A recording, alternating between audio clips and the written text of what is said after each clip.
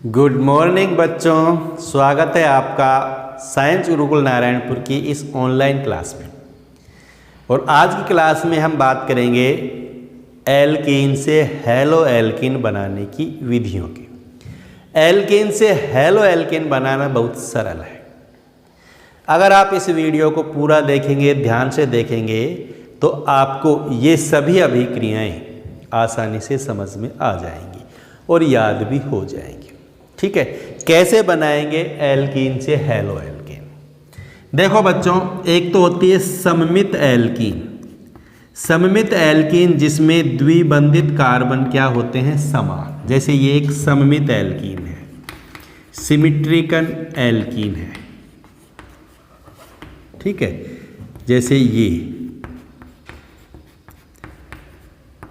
कैसी एल्कीन है, सममित एल्कीन है। समझ में आ गई? देखो, डबल बॉन्ड के दोनों तरफ के कार्बन सेम है, डबल बॉन्ड के दोनों तरफ सेम है, तो वो कौन सी एल्कीन होती है, सममित एल्कीन। एक होती है असममित एल्कीन। असममित एल्कीन में क्या होता है, जैसे ये एल्कीन है। अब देखो, डबल बॉन्ड के इधर और इधर क्या दोनों एक जैसे हैं? नहीं। तो ये कौन सी एल्कीन है, असममित। ठीक, तो दो तरह की एल्कीन हो गई, सममित और असममित। पहली बात समझ में आ गई। अब देखो, एल्कीन की रिएक्शन करवाएंगे किसके साथ हम, HX के साथ। एल्किल हैलाइड अगर बनाएंगे तो एल्कीन की रिएक्शन करवाएंगे HX। HX क्या होते हैं, हैलो एसिड। कौन कौन से हैं, HF, HCl, HBr और HI। ठीक, इनकी क्रियाशीलता भी हमें पता है, सबसे ज़्यादा HI, उससे कम HBr, उससे कम HCl और सबसे कम HF। इनका यूज करेंगे हम एल्कीन से क्रिया के। ठीक है, अब अभिक्रिया कैसे होगी? एल्कीन है, मान लीजिए ये कोई एल्कीन है, ये कोई भी एल्कीन हो सकती है। ये कोई सममित एल्कीन है। कैसी एल्कीन मान लेते हैं, ये सममित एल्कीन। अब इसकी हम HX से रिएक्शन करवाएंगे। HX से अभिक्रिया होगी तो सममित एल्कीन में दोनों कार्बन सेम होंगे। ये दोनों डबल बॉन्डेड कार्बन है और दोनों कार्बन सेम है। तो ये जो HX है, एक कार्बन पर तो हाइड्रोजन का और एक कार्बन पर हैलोजन का योग हो जाएगा। क्योंकि सममित एल्कीन है तो किसी भी एक कार्बन पर हाइड्रोजन और किसी भी एक कार्बन पर हैलोजन का योग हो जाएगा। ठीक है, जैसे इस कार्बन पर आ गया हाइड्रोजन और इस कार्बन पर आ गया हैलोजन और डबल बॉन्ड हो गया समाप्त। ये बंध टूट गया बीच में से। समझ में आ गई बात? तो क्या कहा मैंने, सममित एल्कीन अगर है तो एक द्विबंधित कार्बन पर हाइड्रोजन और एक द्विबंधित कार्बन पर हैलोजन का योग होगा। जैसे CH2 डबल बॉन्ड CH2, ये कैसी एल्कीन है, सममित एल्कीन। इसकी रिएक्शन करवाएं हम किसके साथ, HBr के साथ। क्या होगा, दोनों कार्बन सेम है, दोनों द्विबंधित कार्बन हैं ये दोनों, और दोनों सेम है, तो एक कार्बन पर हाइड्रोजन का, एक पर हैलोजन का योग हो जाएगा। ठीक है, तो मान लीजिए इस कार्बन पर हाइड्रोजन आता है तो क्या किस में बदल जाएगा, ये हाइड्रोजन यहाँ आ जाएगा, तो CH2 किस में बदल जाएगा, CH3 में। और यहाँ से बॉन्ड टूट जाएगा, ये CH2, यहाँ पर कौन आ जाएगा, हैलोजन, तो ये बन जाएगा CH2Br। ये बन गया ब्रोमोएथेन, बन गया ना ब्रोमोएथेन। ठीक है, इसी प्रकार ये कोई एल्कीन है, CH3 CH double bond CH CH3। ये भी कैसी एल्कीन है, सममित एल्कीन। देखो यहाँ पर भी दोनों द्विबंधित कार्बन सेम हैं, सममित एल्कीन है। इसकी रिएक्शन करवाएं हम जैसे HCl के साथ, तो इसमें भी क्या होगा, एक कार्बन पर हाइड्रोजन, दूसरे कार्बन पर हैलोजन। या तो इस कार्बन पर हाइड्रोजन आ जाएगा या इस पर, क्योंकि दोनों कार्बन सेम है, तो किसी भी एक कार्बन पर हाइड्रोजन और किसी भी एक कार्बन पर हैलोजन का योग हो जाएगा। तो क्या प्राप्त हो जाएगा हमें, CH3CH, जैसे यहाँ हाइड्रोजन आ गया तो ये बदल जाएगा CH2 में, ये Cl और ये CH3 डबल बॉन्ड हो जाएगा, खत्म। क्लियर? बिल्कुल सरल अभिक्रिया है। एक कार्बन पर हाइड्रोजन और एक कार्बन पर हैलोजन का योग होता है, और सममित एल्कीन है तो किसी भी एक द्विबंधित कार्बन पर हाइड्रोजन का और दूसरे द्विबंधित कार्बन पर हैलोजन का योग हो जाता है। बिल्कुल सरल बात है, समझ में आ गई आपको? नोट करेंगे इसको, ठीक है।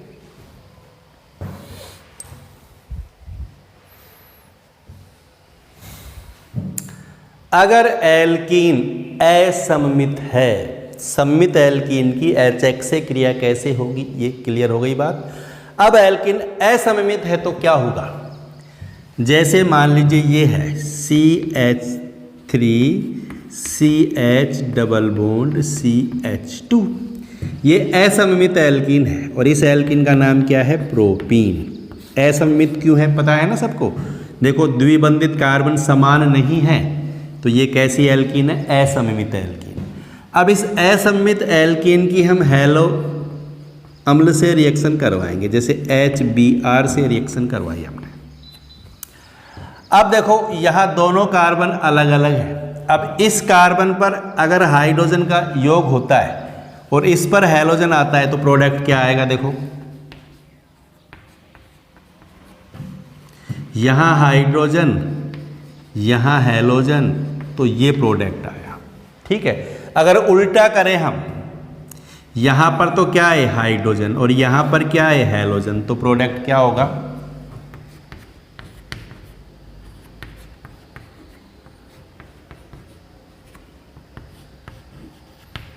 ठीक है, यहाँ हाइड्रोजन आया, यहाँ हैलोजन आया तो प्रोडक्ट बना ये। अगर यहाँ हाइड्रोजन आता है, यहाँ हैलोजन आता है तो प्रोडक्ट बनता ही है, ठीक है। दो अलग अलग प्रकार के प्रोडक्ट बनेंगे। सममित एल्कीन में तो क्या था कि हम किसी भी एक कार्बन पर हाइड्रोजन जोड़ सकते हैं, किसी भी एक कार्बन पर हैलोजन जोड़ सकते हैं अगर एल्कीन सममित है तो, क्योंकि वहाँ प्रोडक्ट सेम थे। लेकिन यहाँ पर अगर हम हाइड्रोजन को इस कार्बन पर जोड़ते हैं, हैलोजन को यहाँ जोड़ते हैं तो प्रोडक्ट ये बनेगा 1 ब्रोमोप्रोपेन, और हाइड्रोजन को यहाँ और हैलोजन को यहाँ जोड़ते हैं तो प्रोडक्ट बनेगा ये 2 ब्रोमोप्रोपेन। अब यहाँ कौन सा प्रोडक्ट बनने की पॉसिबिलिटी ज़्यादा होगी, कौन सा प्रोडक्ट बनेगा, ये निर्भर करता है किस पर? मार्कोनिकोव के नियम पर। कौन सा प्रोडक्ट ज़्यादा बनेगा, इसके लिए एक नियम दिया गया है जिसको बोलते हैं मार्कोनिकोव का नियम। क्या है मार्कोनिकोव का नियम?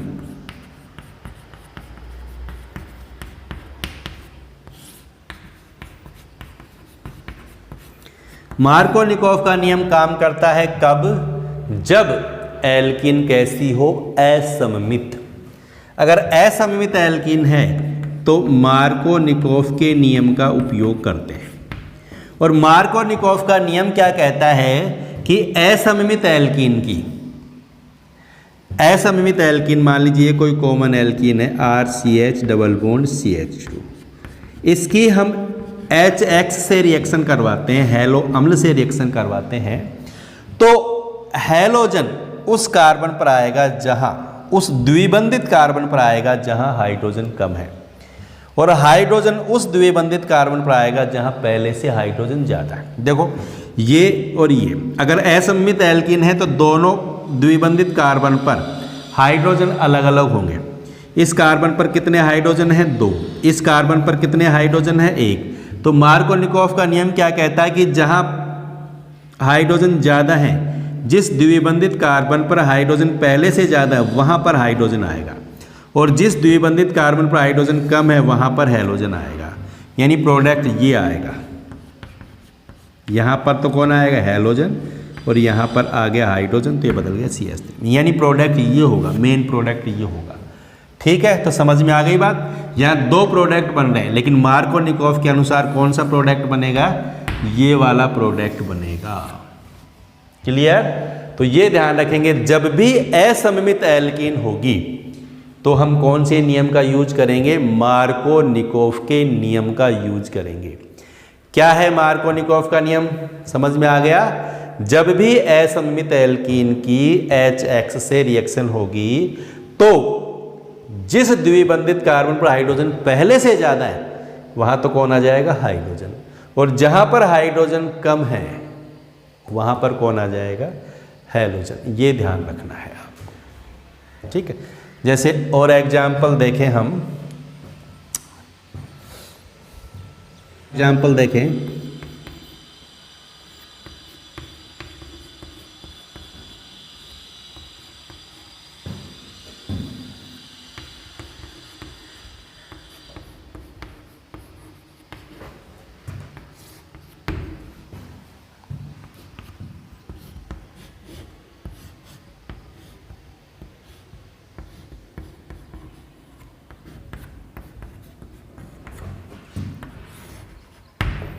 अब बताओ यहाँ क्या प्रोडक्ट बनेगा।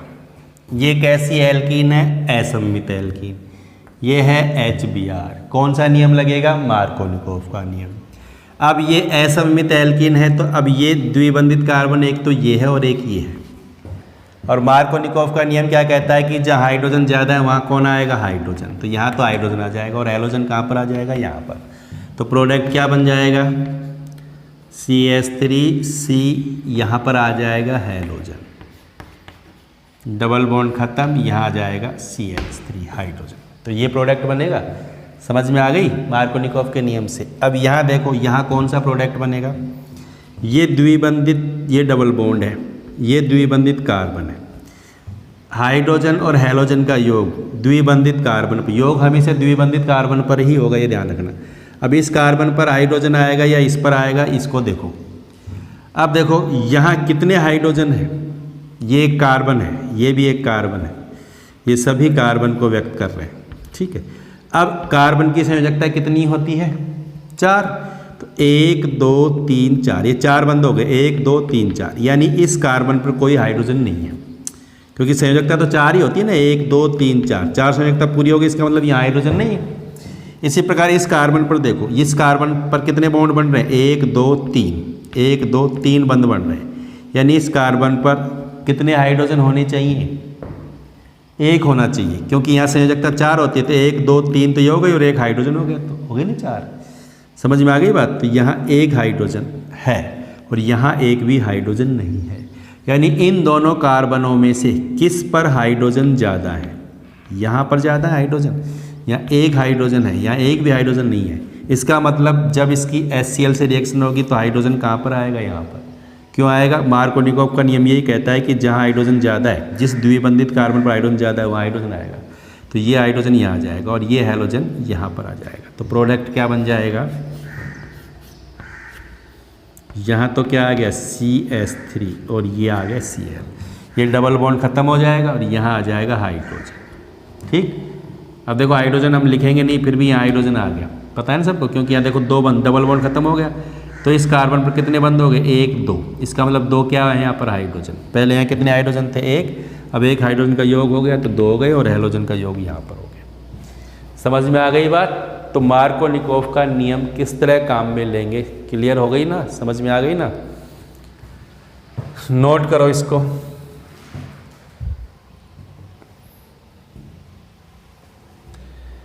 एक होता है खरास प्रभाव, खरास प्रभाव, परोक्साइड इफेक्ट भी कहते हैं इसको।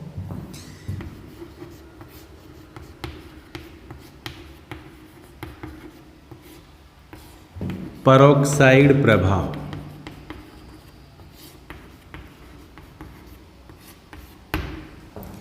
क्या है खरास प्रभाव या परोक्साइड प्रभाव।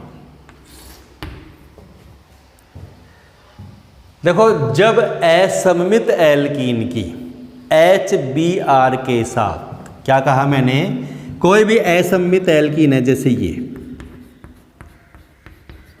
इसकी किसके साथ, HBr के साथ अभिक्रिया करवाते हैं, और अभिक्रिया करवाते हैं किसी कार्बनिक पेरोक्साइड की उपस्थिति में।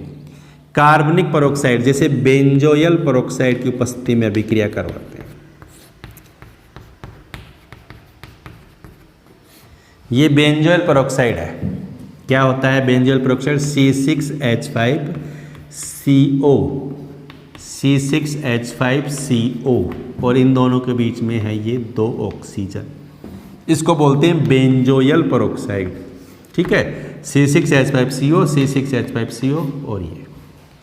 अब इस बेंजोइल पेरोक्साइड की प्रेजेंस में जब रिएक्शन करवाएंगे तो HBr का द्विबंधित कार्बन पर जो योग होगा वो मार्कोनिकोव के नियम के विपरीत होगा। क्या कहा मैंने कि जब असममित एल्कीन की HBr के साथ किसी कार्बनिक पेरोक्साइड की उपस्थिति में अभिक्रिया करवाते हैं तो द्विबंधित कार्बन पर जो योग होगा ना वो मार्कोनिकोव के नियम के विपरीत होगा। यानी हैलोजन कहां पर आएगा? मार्कोनिकोव का नियम तो क्या कहता है कि हैलोजन वहां आता है जहां हाइड्रोजन कम है और हाइड्रोजन वहां आता है जहां हाइड्रोजन ज्यादा है। लेकिन अगर पेरोक्साइड की प्रेजेंस में अभिक्रिया हो रही है तो उल्टा होगा काम। उल्टा होने का मतलब जहां हाइड्रोजन कम है वहां तो कौन आएगा? हाइड्रोजन। यहाँ एक हाइड्रोजन है, ये हाइड्रोजन यहाँ जाएगा तो बन जाएगा RCH2, डबल बॉन्ड खत्म हो जाएगा और यहाँ क्या आ जाएगा? Br। इसको बोलते हैं पेरोक्साइड प्रभाव। ठीक है, तो ये ध्यान रखेंगे पेरोक्साइड प्रभाव। अगर पेरोक्साइड उपस्थित है तो HBr से क्रिया होगी। केवल HBr की बात करेंगे यहाँ पर। अगर HI है या HCl है तो पेरोक्साइड प्रभाव काम नहीं करता है। पेरोक्साइड प्रभाव केवल किसके साथ काम करेगा? HBr के साथ। इस बात को नोट करना, ठीक है। और जब पेरोक्साइड आ गया तो योग मार्कोनिकोव के नियम के विपरीत हो जाएगा। अब जैसे हमने अभी देखा CH3CH डबल बॉन्ड CH2, क्या है ये? प्रोपीन। प्रोपीन की अभी हमने HBr से रिएक्शन करवाई और इसकी ही रिएक्शन हम करवाते हैं किसकी प्रेजेंस में? पेरोक्साइड की प्रेजेंस में। प्रोपीन और HBr की रिएक्शन पेरोक्साइड की प्रेजेंस में करवा रहे हैं, यहाँ पर बिना पेरोक्साइड करवा रहे हैं। अगर पेरोक्साइड नहीं है तो योग मार्कोनिकोव के नियम अनुसार होगा और नियम अनुसार होगा तो प्रोडक्ट क्या आएगा? CH3C। यहाँ पर क्या आएगा? Br और यहाँ आ जाएगा कौन? CH3। CH2 है, हाइड्रोजन आ गया CH3। ठीक है, ये तो कब है? जब पेरोक्साइड नहीं है। तो योग किसके अनुसार हो रहा है? मार्कोनिकोव के नियम अनुसार। जब पेरोक्साइड है तो नियम के विपरीत योग होगा और प्रोडक्ट क्या आएगा? CH3। यहाँ क्या आ जाएगा? हाइड्रोजन। यहाँ क्या आएगा? हैलोजन। तो यहाँ तो बन गया 1 2 3 1 ब्रोमोप्रोपेन और यहाँ बन गया क्या? 2 ब्रोमोप्रोपेन। समझ में आ गई बात? तो ये दो बात ध्यान रखेंगे। क्या कि जब असममित एल्कीन है तो योग मार्कोनिकोव के नियम अनुसार होता है, लेकिन जब पेरोक्साइड आ जाता है तो योग मार्कोनिकोव के नियम के विपरीत होता है। लेकिन वो केवल किसके लिए होता है? HBr के लिए। और सममित एल्कीन है तो किसी भी द्विबंधित कार्बन पर हाइड्रोजन और हैलोजन का योग हो जाता है। समझ में आ गई ना बच्चों?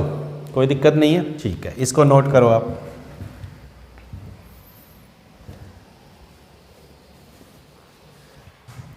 अब हम कुछ एग्जाम्पल्स देखते हैं मार्कोनिकोव के नियम पर आधारित और पेरोक्साइड प्रभाव पर आधारित।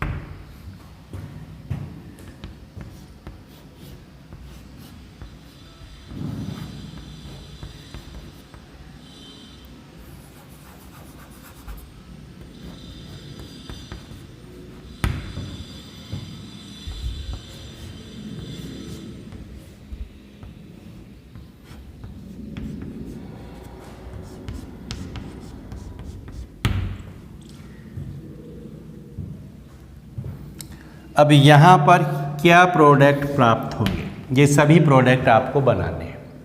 कौन सा नियम काम करेगा? मार्कोनिकोव का नियम। कैसे बनाएंगे प्रोडक्ट? देखो HBr, मार्कोनिकोव का नियम क्या है? हाइड्रोजन कहाँ पर आएगा? जिस द्विबंधित कार्बन पर हाइड्रोजन ज़्यादा है। हैलोजन कहाँ पर आएगा? जहाँ हाइड्रोजन कम है। तो क्या बन जाएगा प्रोडक्ट? क्या बनेगा बताओ? हाई कहाँ पर आएगा हाइड्रोजन? यहाँ तो कौन आएगा? हैलोजन। ठीक है, यहाँ पर हाइड्रोजन नहीं रहेगा। इधर 4 होती ना समझ सकता, 1 2 3 4। तो यहाँ पर तो कौन आ गया? हैलोजन। और यहाँ पर कौन आ जाएगा? हाइड्रोजन। तो CH2 बदल जाएगा किस में? CH3 में। इसी प्रकार बताओ क्या बनेगा? हाइड्रोजन कहाँ पर आएगा? यहाँ पर। और Cl कहाँ पर आएगा? यहाँ पर। तो क्या बनेगा प्रोडक्ट?